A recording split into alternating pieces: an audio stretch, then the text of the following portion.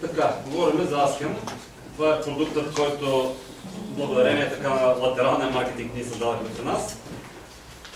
Продуктът е създаден главно заради това, че ние, знаейки, че провеждането на анкети е един доста скъп процес, решихме да намерим начин как да предложим на себе си и на всички останали вариант, в който хората да могат да си правят бизнеса, да може да прави по-евтини анкети, първо, и второ да провокираме хората да участват в тези анкети. Това беше трудният момент и разрива, който трябваше да преодолеем.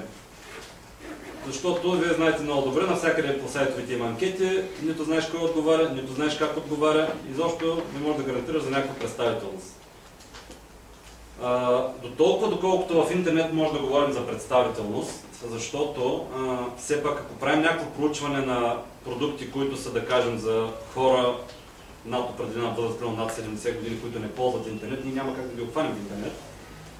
Но така или иначе има доста приложения, където може Askem да бъде използван за пазарни проучвания, както ще видите след малко, с 3 примера ще ви дам, които така реални ситуации.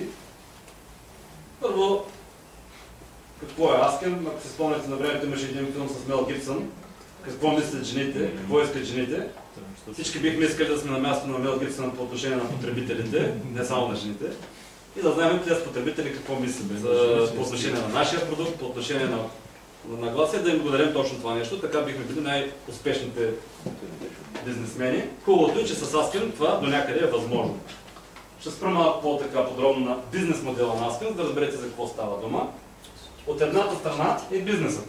Тоест всичките ние, които имаме фирми, искаме да правим някакви проучвания. От другата страна е аудиторията, хората, които участват, по средата е Askem. Трудният момент беше как да накараме хората от аудиторията да влязат и да се регистрират, че да се оставят личните данни и ние да можем като влезем да правим проучване, да кажем, трябва ни какъв си панел от хора, примерно мъже на такава възраст или жени на такава възраст в този град. И затова направихме следния бизнес модел. Бизнесът закупува така наречените виртуални кредити в Askem. Примерно срещу 200 лева закупуваш 200 кредита или нещо такова. То си има такива пакети. Когато направи това нещо, всяка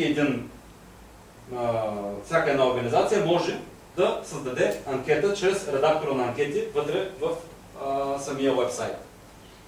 Създавайки такава анкета, тя става видима в един списък от различни анкети на различни фирми и аудиторията може да участва. Когато някой от аудиторията, от потребител, види, че има анкета активна и той отговаря на тези критерии, участвайки, когато натисне последния бутон и попълни всички полета, по неговата сметка се прехвърлят един кредит.